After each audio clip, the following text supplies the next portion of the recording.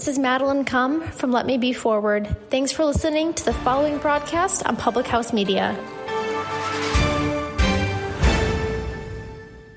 This is Julianne Condia, host of Rewritten, here on Public House Media.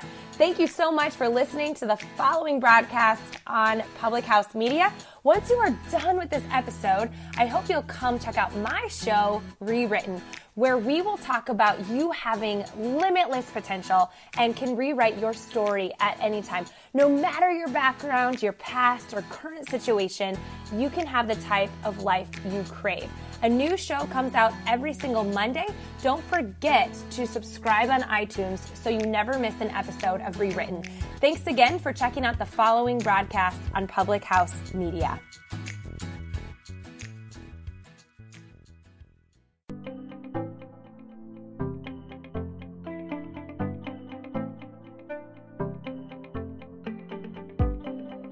Wait for it. That's like another...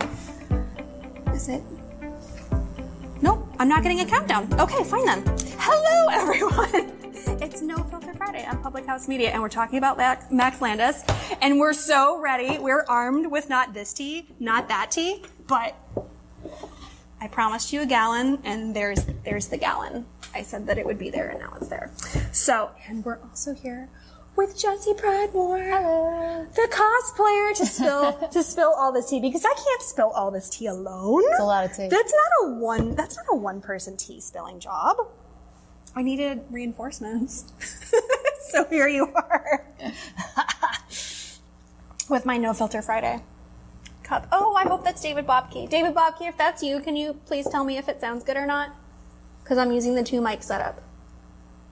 In the comments. Please and thank you. It's my wonderful engineer that puts up with me. Someone has. Which is a huge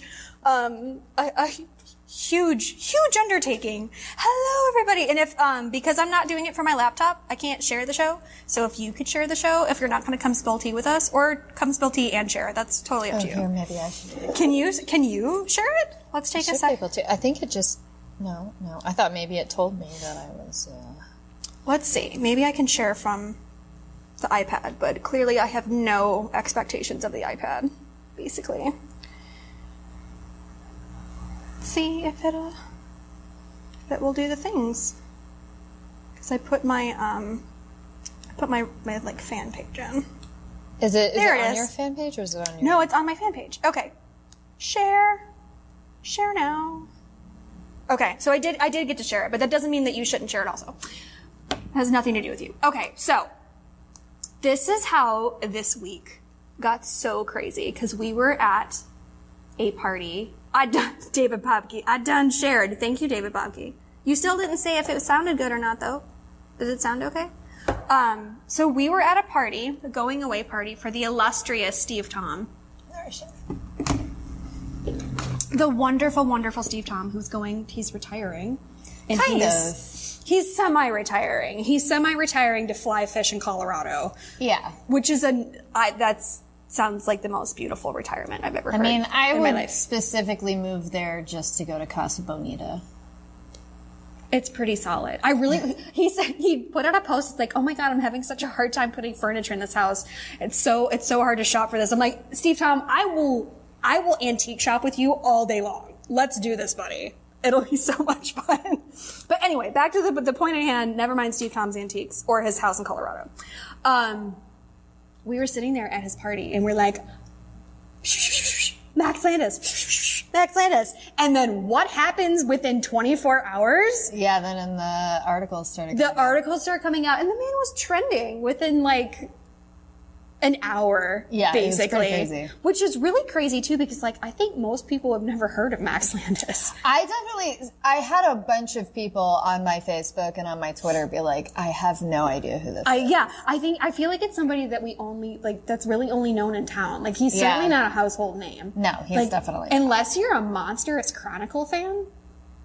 Oh, that's true. But even then, like he's not very successful. Yeah. No. So. And he'll tell you, because I've seen people walk up to him and be like, oh my God, I'm such a Chronicle fan. And he'll be like, I just wrote the characters. So. Yeah. I don't know. the hair is better. The podcast people will miss out on this. That's true. That's 100% true. David Bobke is always right. So yeah, I don't feel like most people know him, but he's trending now, which is really wild. So the first article that came out, you have to see this because it's very, I feel like it's very like garish, basically. You've probably all seen this picture of him, this like red and white. This is from the Daily Beast. Christina Walker, #FuckMax. Oh, it's gonna get wild. I love you, Christina. I miss you. Danny Bell. Hey, Hi, Danny. Danny Bell. Let's hope he's finally gone for good. Absolutely. If only, baby. We've been done with him for a while. So long. Okay, so basically, the Daily Beast says 8 women accuse Hollywood filmmaker Max Landis of emotional and sexual abuse were not people to him. And the article's long. It took me a long time to get through it. I had to keep taking breaks because there's so many women that came forward. And you can get your cardio with the scrolling that you have to do. Yeah, it was really hard to read. Was your thumb sore? Oh, yeah. And I have carpal tunnel. So. It was punishing. It was hard. And, as a survivor of sexual abuse myself, it was very triggering to read all of these stories and just the way that he manipulated these women and the people around them to keep them in these horrible positions with him. Would you say it's the way his dad manipulated this town to keep his son in these positions? Yeah, I mean, I will always state this because I think what John Landis got away with, he literally got away with murder. He was filming illegally for a segment of the Twilight Zone movie. And he was illegally filming with children, and illegally filming with a helicopter.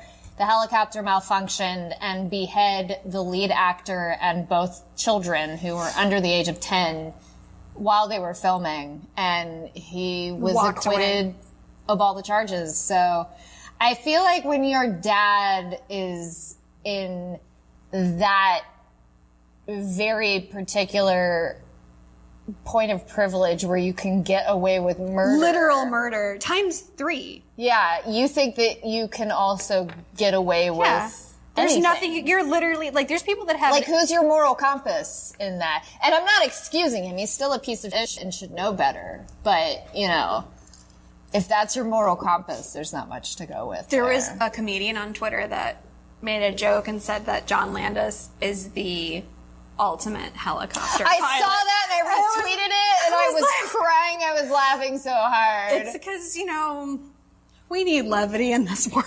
Yeah, and then he was just like, his response to that tweet was, I'm turning off notifications for this tweet now. And he should, because it got brutal in there. It got nasty, like, so fast. Yeah. So fast. Because people were like, oh my God, like, how could you say that? Like, you're making a joke about children's lives. And everyone was like, it's not about their lives. It's about John Landis's parenting techniques. Like, it's not really about that. But the fact that, like, all of those things, like, converged and went together. And we were very specifically talking about how people like Max Landis and other sex abusers that we know within our friend circle and the industry keep getting away with this type of behavior, and it emboldens them to keep doing it. It does. It becomes their thing. Like, they have a fetish for their fetish. It's weird. Like, it keeps going. And we allow them to be. I mean, until Me Too started happening, there wasn't really there was no punishment. Hope. There was no hope, basically, before that article, before the New Yorker broke the article on Harvey Weinstein. There was basically no hope. Like, if you had something happen to you, which I would say most people do, like, what are you gonna do? And I mean, the joke is always there. Oh, she must be in that show because she gave a job or whatever. That's and a conversation that I stems from the casting couch, which was started by Harvey Weinstein. So we're still finding ways to punish women just for getting roles. Yeah. Well, I had a long conversation about that with Tiffany Haddish long ago, long before she became the Tiffany we all love and know today. But she said that when she was on Snoop Dogg's Bad Girls, a Comedy, people would come up to her and be like, oh my God, did you sleep with Snoop? Or like, who did you sleep with? Blah, blah, blah, blah, blah. And she'd be like, I got called by the network one day. Like, it was not that serious. She's like, I made not a lot of money. Like, it was not that serious. But at some point, I've been thinking about this a lot myself lately of like, people are more comfortable thinking that you got something because of X, Y, and Z than getting it on your own merit. Right. Like, almost every time I've ever done a big music video, consequently again with Snoop, like when I did the Malice in Wonderland video with Snoop, or Kush with Snoop and Dre and Akon, or the J. Cole one, for J. Cole's first Paula Abdul knockoff, whatever. People were like, "Oh, so you like blah blah blah." I'm like, no. It's like I had to submit for a casting like everybody else. It didn't matter one way or the other that I sat between Snoop and T.I. at the Grammys. That had nothing to do with it. Like, I had to submit just like everybody else, and I got paid $50. Man, music videos, you really don't make that much money. You and really don't. I just did the Lonely Island Bash Brothers thing, which I wasn't paid for at all. Yeah. And then I actually booked a really big one that's filming next month, and it pays like $200. Yeah. So $200 is like a decent rate for music videos. Because the artists don't see money back from music videos, so they try to film them as cheap as humanly possible. Yeah. You know, when Michael Jackson and Janet Jackson were doing their hugely elaborate music videos, it was unheard of because there's no way to make money from music videos. So, yeah, it's always really funny to me. And I mean, we also have a team of people, like my manager, my agent, like they're constantly hustling, trying to get me work. Trying to get $20 off that video. I know. Constantly hustling, trying to get work. Like, it is a constant struggle. And even people who we think might not be as good of actors is whatever, like, they had an amazing audition. And that's really what it boils down to. They had an amazing audition. They were picked. Yeah, because the truth is you can only sleep your way to the middle in this town. You still have to show up and do the job. You do? Like, even if you did bone somebody and that actually worked out for you, like, I don't know, like Cameron Diaz or like Denise Richards or one of these girls, like, you still have to show up and do the job. Still have to do the job. Like, you still have to carry, like, you still have to carry the project. And especially for women, because, like, the way that women are treated in the industry and men are treated in the industry, like, women still have to fight tooth and nail to get the paycheck, to get just everything. Like, you know. We're all just supposed to stand on our eyelashes for $5 and be happy about it. Yeah, I mean, I worked background on the Netflix show, Best Worst Weekend Ever. And they specifically were hiring background people who had costumes. And this production company just did not understand wearing costumes for more than 8 hours. Oh, Lord. Wearing those contacts for more than 8 hours. Your stuff will be trash, too. And you're only getting paid because if you brought your own costume, you got like a little bump. Yeah. So non-union background is $98 for 8 hours. Is that how much it is now? Yeah. Oh, Lord. I think it recently got bumped up to something else, but yeah, it's whatever minimum wage. It's like 103 now, I think. So if you go over the 8 hours, obviously you get overtime. But you're treated shittier, like you don't get nicer food, you have to sit in the cold, like.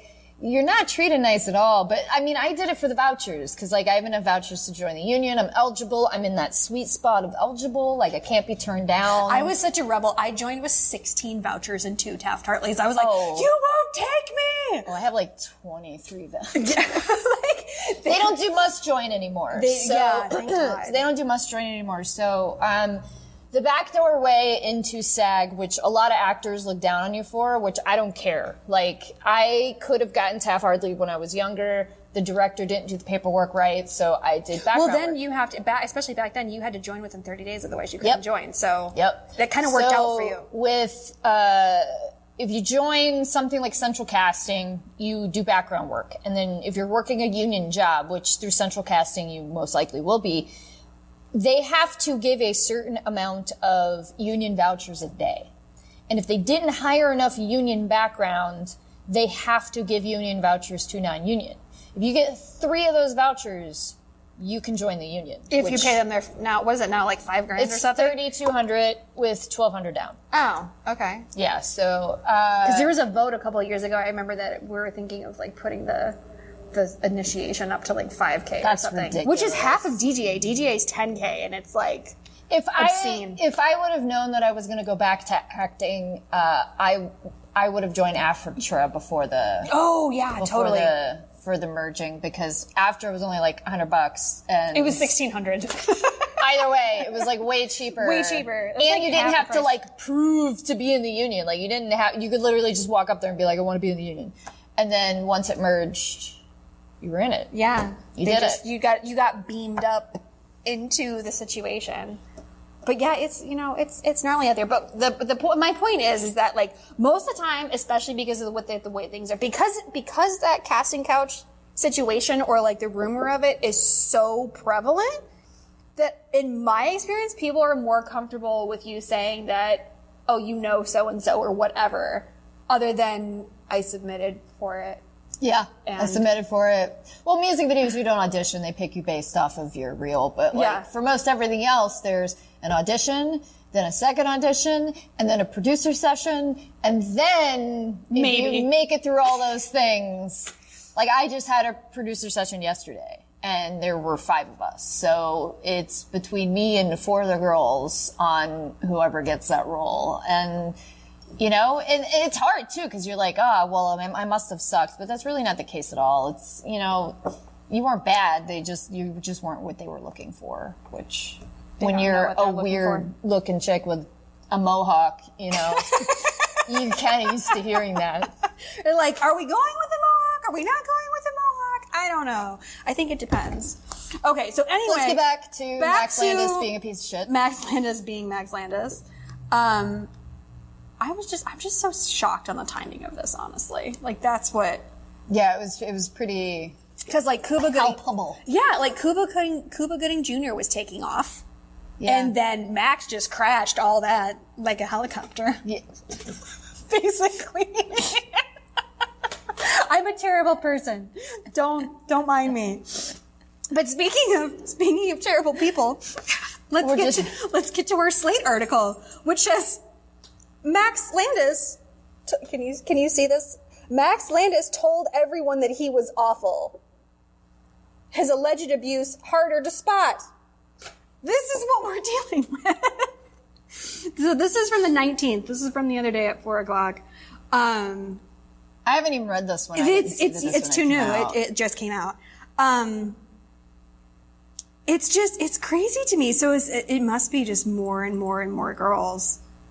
Yeah. And I mean, I was, when her and I first met, I was telling her that Max Landis said to me, after I made a comment about how important consent was to me and that consent always needed to be asked regardless of how long you've been together. And he said, I've never asked for permission when it came to sex. And he just left it there? And he just left it there. And he just flipped his hair and walked? And I was just like, what? The fact that he felt comfortable enough to do that. And publicly, this was a public comment he made. And he felt comfortable enough to make that comment. Now, at this point, I didn't know about all the other stuff. I just always knew he was a piece of ish. Anytime somebody asked me about him, I was just like, he's an asshole, just don't even bother. And then, one of the girls that came out in the article, her ex-boyfriend told me at a party, and I wasn't even thinking about him in that moment. I was thinking about her and how she must have felt, because, they were best friends, and I can't, that degree of betrayal. Yeah. And entitlement. Because it's hurtful enough when you're friends with someone and they're like, let's bone, and you're like, oh, honey, no. That's hurtful enough. And it's all they're like, oh, wow, I just lost a friend, or this was like a sham, or however it is that you feel about it. Yeah. And then, but to take it all the way to that point is, other than the act itself, which is its own whole ball of wax. And then you add onto it that it was like somebody that you considered like, that was like your friend, that was like your homie. Yeah. And they just feel completely at liberty to just do whatever they want. Yeah. And I didn't really know what to do because I wasn't sure that I was in a position where I could message her about it because I wasn't sure that I was even supposed to know. So I tried to find the comment that he made so that I could have it, and then I just ended up removing him on everything. And the moment that Anna had come out and said, Anna Khanna, the actress, she came out and said that he was a sex abuser and assaulter, and then, you know, that's when it first started coming out. This was 2 years ago, and then people were kind of like, oh, ish, you know, this up-and-coming actress is calling Max Landis this, and then a little bit later, the first article came out, but at the time, nobody was willing to attach their name. It was a different world. Yeah. It was a different world that we were living in at the time. So, it kind of didn't go anywhere, and I felt really bad for my friends because she did talk to another news site, and they refused to publish it because they were worried about the backlash. Yeah. So, typical of the time. Now everybody's looking. Yeah, this third time, when this last article has come out, and all of these women are coming forward, including ex-girlfriends, and it's like a mixed bag. Like, it's a total variety. And there is a video, I mean, it's probably been taken down by now, but there is a video of Max Landis, because he used to do these YouTube, like, journal entries, where he specifically stated he gave an ex-girlfriend it was like an eating rantings of a disorder. lunatic. Like, yeah. Barely a journal entry. So especially in my own circle, there's been a lot of misconduct, and I'm hoping that all of these people that are like this get outed from my community, because the big problem up until Me Too and even after is if you are a woman that knows that somebody is an abuser and you choose to be vocal about it and not want to be around that person, they go with the person who's the least amount of drama. Absolutely. So you won't get invited to things if that other person's getting invited because that person isn't causing drama. You're the one with the drama. You're the problem because you refuse to let people be okay with this person who's a piece of shit.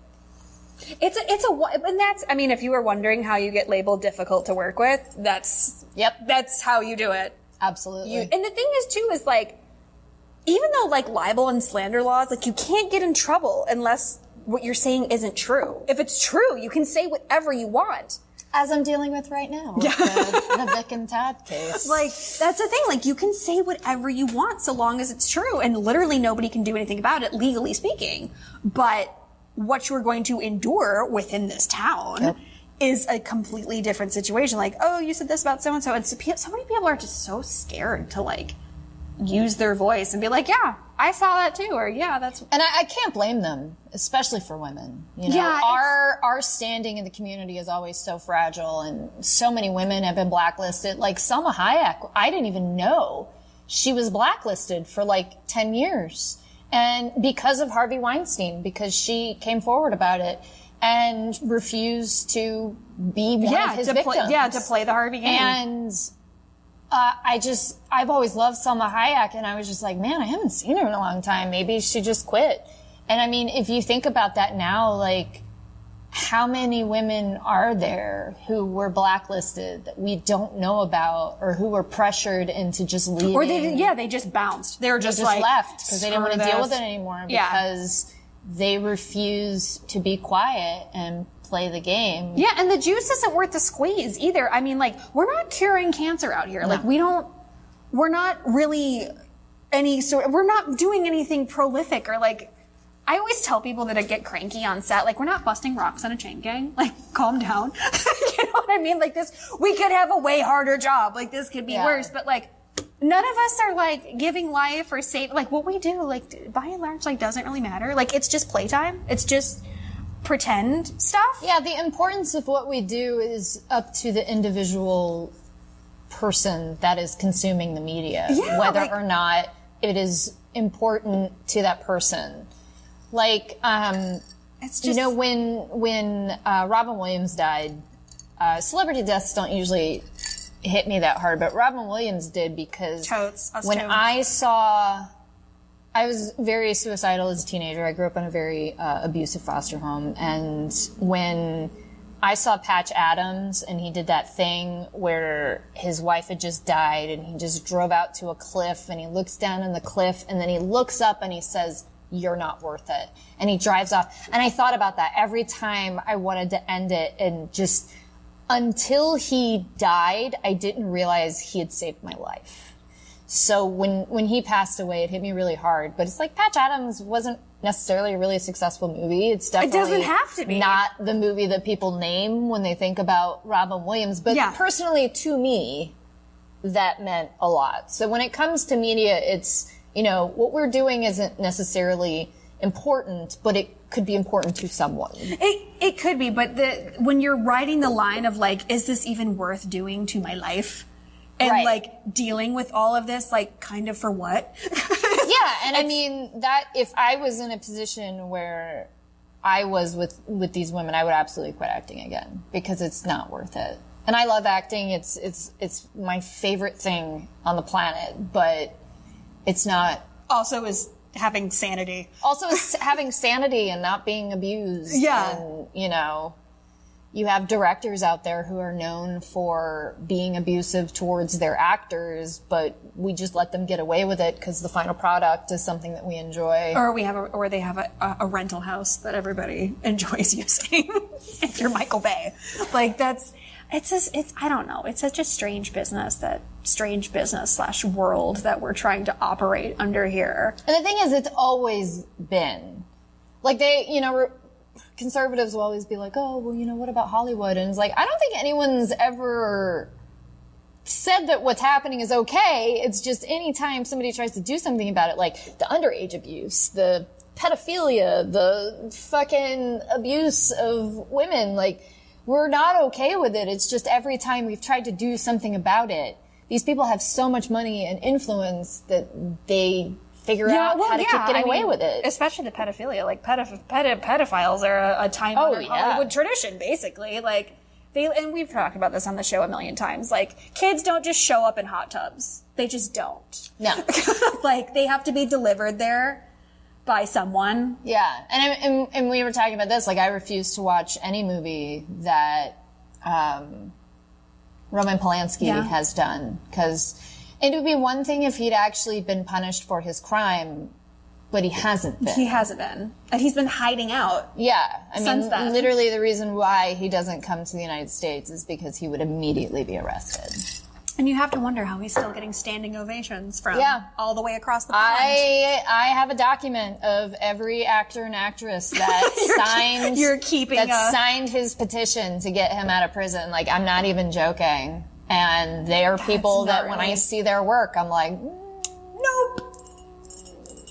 But, oh my gosh, like, isn't that like outing yourself as like at least a pedophile sympathizer? They're like, get Roman Polanski. Well, people just, it happened so long ago and she doesn't want to do anything about it. I'm like, she's probably still super fucking traumatized and she just doesn't want to have to deal with the drama of it anymore. Yeah. That doesn't mean that this guy shouldn't still be punished for what he did. I've never understood the argument of like, oh, it's so long ago. It's like, what does that matter? Yeah, I'm sorry, rape sticks with you for the rest of your life. Yeah, it does. Like, any of this, like, this is a lifelong problem, and like, this girl is suffering her whole life. So if you're gonna say, oh, it was so long ago, it was 30 years ago. Okay, well, that was 30 years of her suffering the aftermath.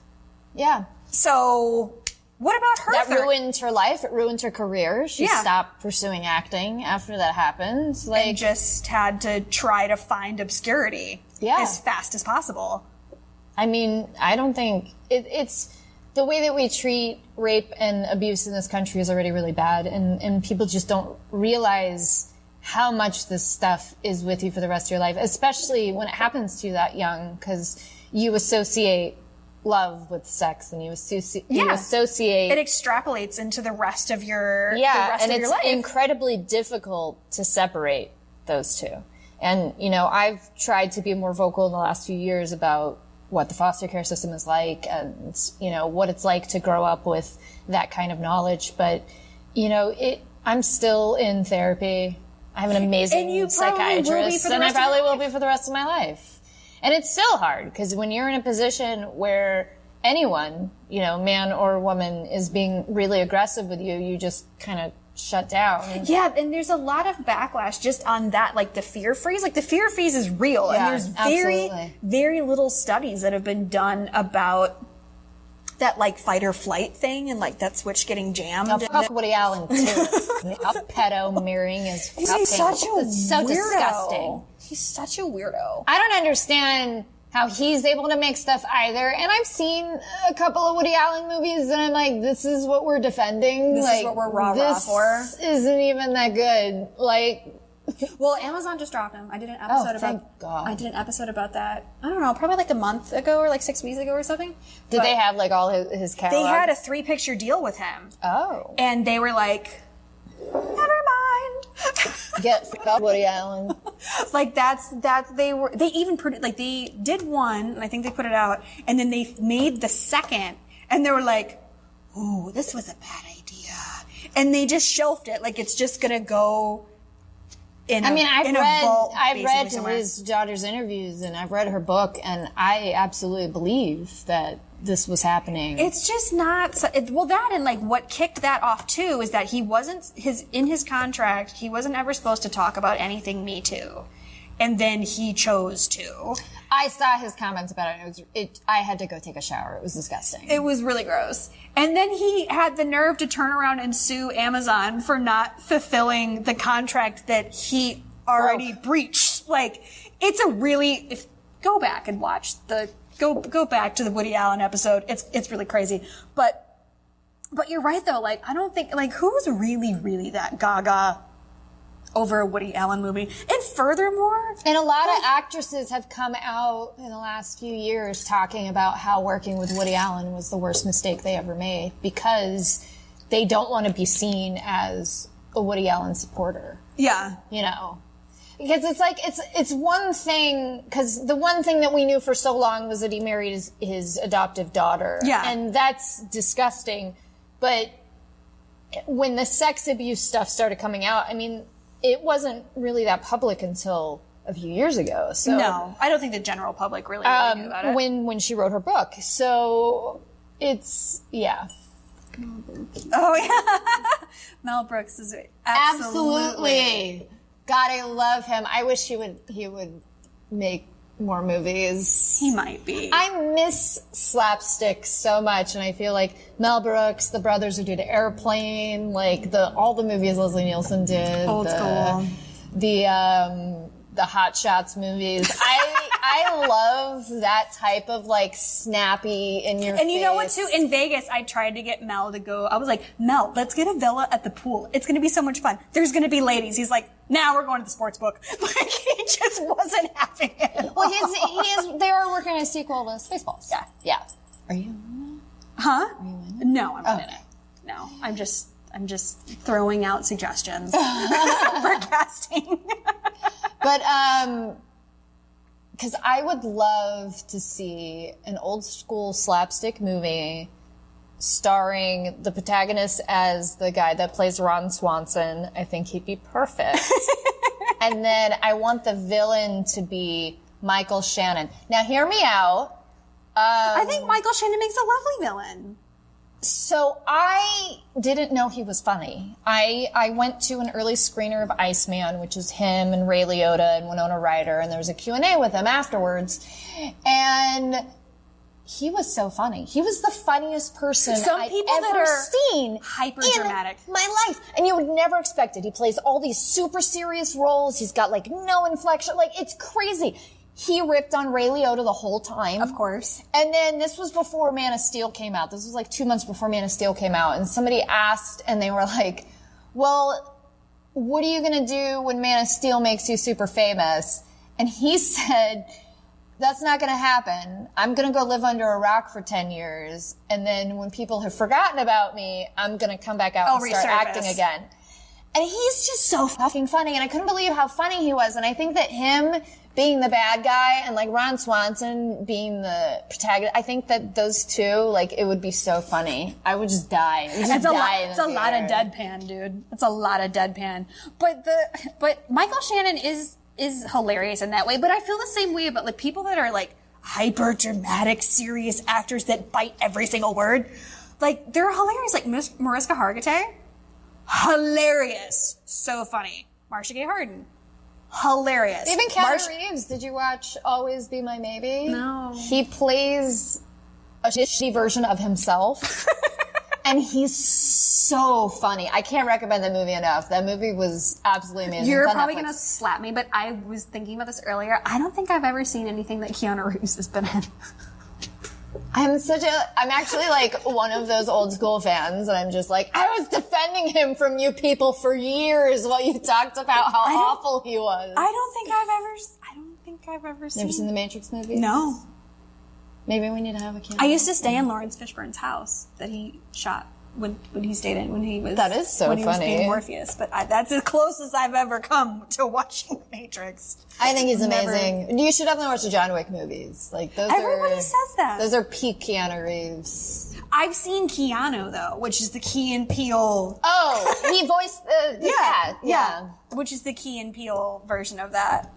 Yeah. Yeah, well, Keanu Reeves has a wonderful PR campaign telling the world about what a fabulous saint he is. But like, even before this, I've known a ton of people who've worked with him. Like, he bought all the crew on the set of the third Matrix movie motorcycles. He's like a huge fan of motorcycles. Remember when back in the day when people used to do stuff like that?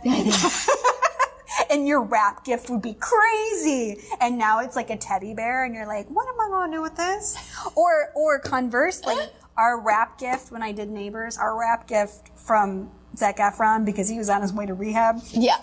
Was it cocaine? It was his drug stash. No, it wasn't cocaine. It was a little bottle of liquor stuck to a condom. That's what his wrap gift was. That's literally a wrap gift. A wrap gift. Yeah. A wrap it on up kind of a gift. And a couple months later, I was at Sundance and I got an email from his assistant saying that Zach would like to apologize for his behavior and he's going to rehab. And he is soon, from what I've heard, he's gotten clean and he's not. Oh yeah, I heard he's not. Yeah. But I heard even he took a lot of people by surprise because he wasn't like sloppy, he wasn't like overly mean or anything. He wasn't mean or anything, he just couldn't keep his eyes open. That was his problem. If he could have kept his eyes open, we would have been fine. It would have been great. Dave Franco wouldn't have had to do all that extra dialogue. Nobody would have known. It would have been totally cool if he could just be like, just open that other eye. There you go. And perfect. You're just good. like tape it open. Yeah, if they could have just got him, or they could have like a thing where he got like hit in the eye with like a ball or something, and then he just wore like an eye patch or something, and then he would have been great. He'd be adorable on an eye patch. That would have worked out great. But yeah, he just couldn't keep his eyes open. That was a problem. Well, good for him for getting clean. He got clean. He got rid of his he had all these like weird old friends that were always like doing blow. Cocaine puts me to sleep. Really? Well, I had a medic once on that same movie, actually, funnily enough. I had a medic once. I got sick. We'd been shooting a bunch of nights and I can't hang at night. I'm not that kind of a person. And I went to the medic and I was like, do you have something for like, do you have like a specialty or something? And he's like, oh, I have these. They make it feel like you've just done all kinds of blow. It feels great. And I'm like, what? I'm like, what are you talking about? He's like, oh, they'll work. And he just like gave them to me and like shoot them away. I'm like, all right, buddy. But back in the day, you could say things like that and people wouldn't be like, what? What? Gabe Kelly, somebody get some spirit gum from his island. You know what? That would have worked. That would have been a beautiful, yeah. See, if I had been on set, I always carry spirit gum with me. I think I got some in the bathroom. Yeah. We could have I got the one that comes in the nail polish bottle, yeah, done. I have that little one too. Yeah. It works great. Steven uses it. He loves it. But the weird thing, this is another weird part of this, is that I worked with Max Landis on a movie a long time ago whose title is escaping me. But I worked on it for like 3 days. It was a hot mess, but whatever. They paid. It was fine. Our location was covered in stray cats and it smelled like pee, but whatever. It was fine. It worked out. I would have just played with the cats. Oh, I tried to. They ran away from me. And like, I came to set the next day. I was like, I'm ready. I got the meow mix. Let's do this. And then these things just weren't having it. They just. You gotta sit down and then not face them. And then they will come up to you because you're not paying attention to them. They're like, leave the meow mix and go. They were so not. Yeah, they were so not happy. Anyway, so you worked on this movie. I did work on this movie, and it was really kind of stunt heavy. It was interesting. But he got in like this like tiff with the first AD, and he was like really, really snotty about it. And he'd be like, okay, we're going to do this and this, but I can't tell you that. The first AD has to tell you that because that's his job. It's not my job. And he would do this every single take. It was very, very taxing. And then once we get through all that, at lunch, he changed into a pirate costume. Oh, you told me about and he would sword fight. Yeah. It was interesting. It was an interesting choice. It was an interesting directing choice.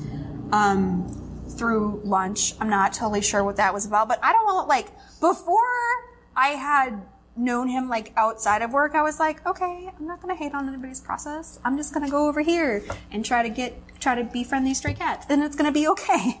Like, I was really believing in the meow mix at this point, basically. And then I see him at Comic-Con every year, and he's got his, like, rainbow situation, and he just always seemed like a really, really strange, goofy kid. In other words, his entitlement was showing the entire time. Why, yes, it was. Why, yes, it was. Complete with a waistcoat and a saber. If that doesn't say entitlement, I don't know what does. You're a costumer. Does that say entitlement? Yeah. Yeah, I think so. That's weird. Yeah, it was strange. It was strange, but then I always thought when I was at Comic-Con, I was like, oh, he's drinking, or oh, he's doing other things, or whatever. Like, I was like, I know he's a weird kid. I mean, I don't even know how this works because I know how Molly works, but he was constantly on Molly. Which I always just thought that was his personality. I don't know how somebody can constantly be on Molly because when you sweat to death? What MDMA does is it drops a third of your serotonin. So you're not supposed to take it more than like once a month because you have to replenish that serotonin. So to me, I have no idea when I hear people taking it like all the time, I'm just like out of a Pez dispenser. I'm like, I don't know how you do that, but okay. Yeah, I just thought that was his personality. I just thought that being high-esque was Oh, I'm low. Oh, it's fine. I'm low. I didn't know if there were more articles you wanted to show. No, it was just those two because I thought those were the big article that everybody's seen that already even knows. But and Vanity Fair picked it up. So yeah, and Vanity Fair's article is definitely been getting a lot of. It's definitely nice, but my favorite just has to be he says he was a piece of shit. Yeah, that he told everyone he was awful. That may be my favorite headline of all time.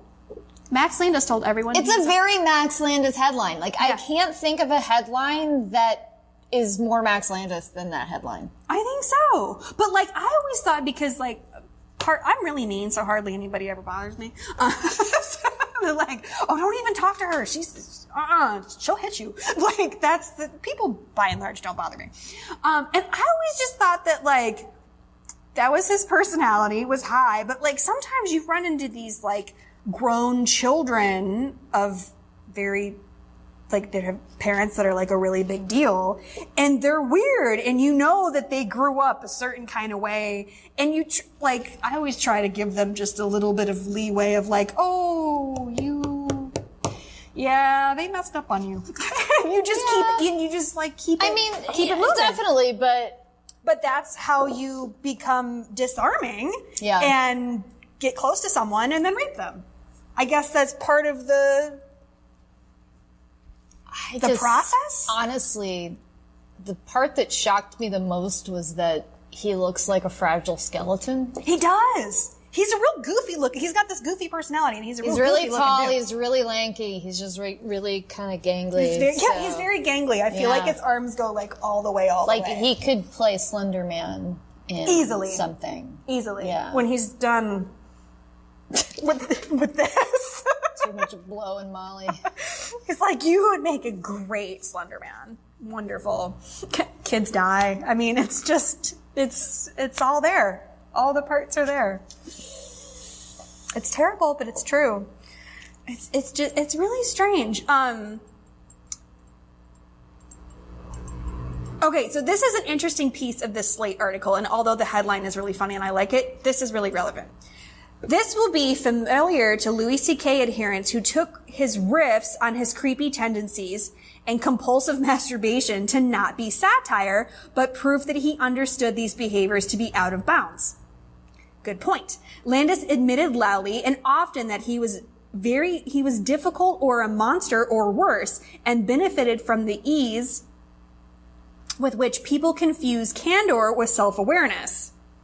True statement. According to the Daily Beast report, one woman he bullied over her weight describes how this worked on her, even though he'd bring up openly that he'd given an ex-girlfriend an eating disorder. I somehow didn't identify what was happening to me as that. As Laney, one of the victims, put it, he was always vicious, but everyone will say, oh, that's just how Max is. He's a jerk. He knows it. He calls himself out.